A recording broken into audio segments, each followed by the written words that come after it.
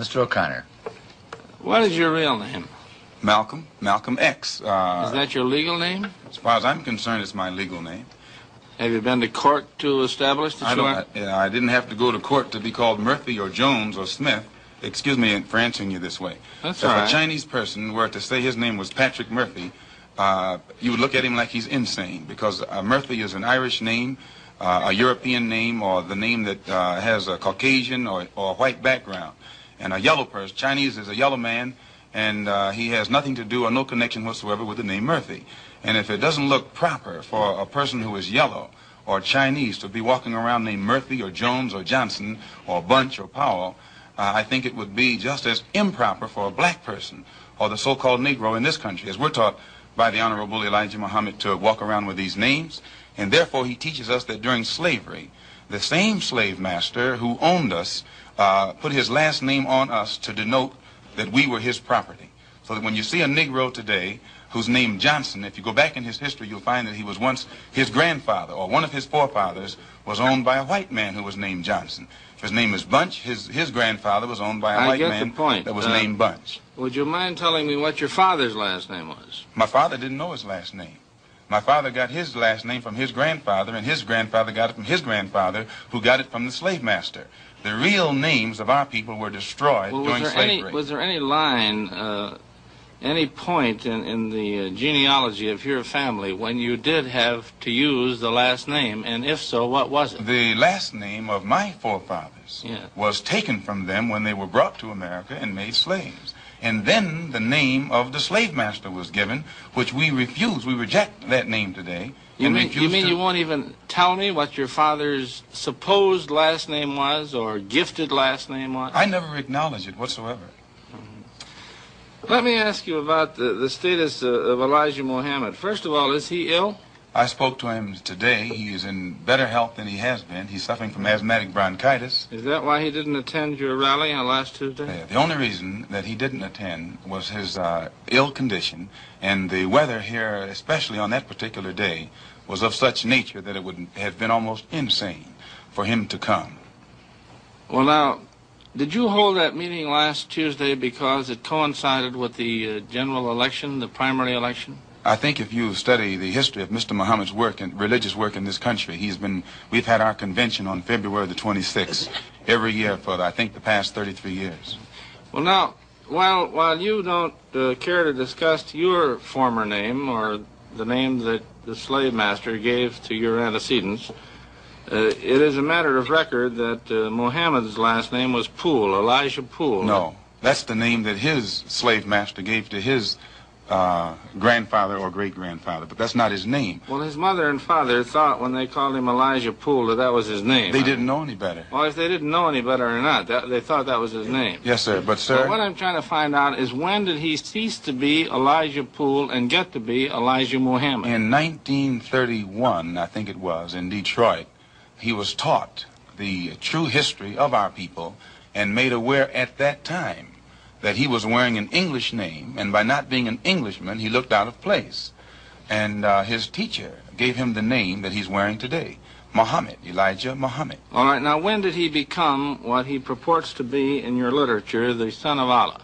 I've never heard the Honorable Elijah Muhammad referred to as the son of Allah. The prophet of Allah. Okay. I've never heard him referred to as the prophet of Allah. What do you refer to him Messenger of Allah. All right, the messenger of Allah, and I appreciate the correction. Yes, he says that a prophet is somebody who predicts the future, and he's not predicting the future, whereas a messenger is someone who carries a message that has been given to him by one who authors that message. Why, now, who gave him the message, and to whom is it supposed to be delivered? Master W.F. Muhammad, the one who taught him, is the author of the message.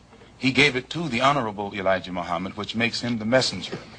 And he's to deliver that message of truth and righteousness to the 20 million American so-called Negroes, which means he's to teach us the truth, which will awaken us, and then show us how to live a life of righteousness, which will automatically qualify us for recognition as human beings by all other righteous human beings here on this earth. Well, now, one other question, with reference to what Mr. Well, I think to teach a man to hate himself is much more criminal than teaching him to hate someone else. And look at you. Who taught you to hate yourself?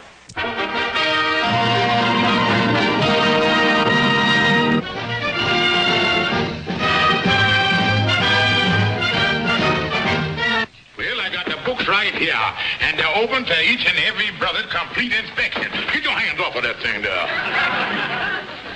So you want to see the financial books, huh? Yeah. Well, there he is. There he is. You done see them.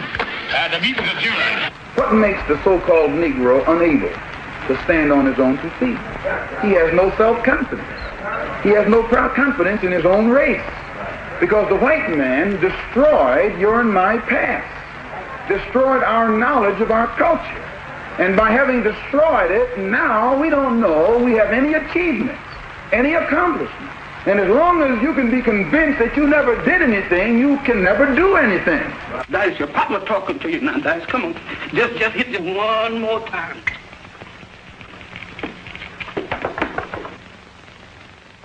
Ah. Who's in there? Ain't nobody in here but us chickens. This is why the white man, his little children, he tells them about George Washington, Abraham Lincoln, all these white heroes. But we are never taught about any black hero. Only someone we're shown in history is my grandfather was picking cotton. Picking cotton from the break of dawning till the day I'm through. Oh Lord, that sun's baking, wearing me out with all the work I do. Down, the tide goes up, the doctor gather round and they all begin to shout.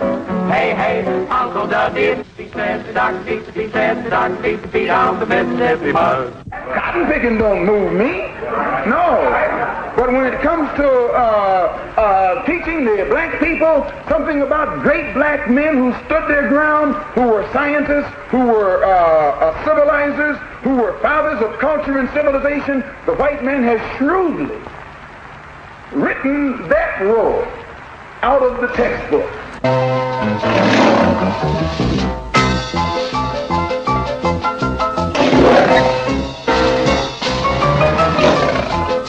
And today, the effect that it has on you and me, we don't think we can stand on our own 2 feet. Judge Rickman, can I see you some, please? Well, I'm pretty busy. Yes, but I just want to ask if you cared about it. Hear about what? About over at my house, night before last. Oh, another baby? Yes, you sure guessed it, you heard. What's his name? Oh, we call him L.R. Elias Rigby Livingston. Oh, named him after me, did you? Yes, it's Elias Rigby. I told my wife Ethel, I said, honey, I know Judge sure gonna be gratified. Well, of course, yes, I appreciate the honor. Yes, sir. I suppose a compliment, and I ought to do something for you. Yes, sir, that's what I thought. You come over to my place tomorrow, and I'll give you a job. Sure. Rake and lead. I asked him to wait. We wake up, we clean up, and we stand up. And once we can stand up like a man on our own feet, we stop begging the white man. And we stop apologizing to the white man. We stop compromising with the white man. Then the world will look at us with recognition and respect. But as long as you run around here wearing the white man's name, bragging about you one of the Jones, or one of the Browns, or one of the Smiths, or as long as you run around here bragging about your part in this so-called American democracy, then you will always be looked down upon as a chump by the white man. You never will be given recognition nor respect. Your problem will continue to go unsolved, and we'll still be in the same rut or ditch 1,000 years from now that we're in right now.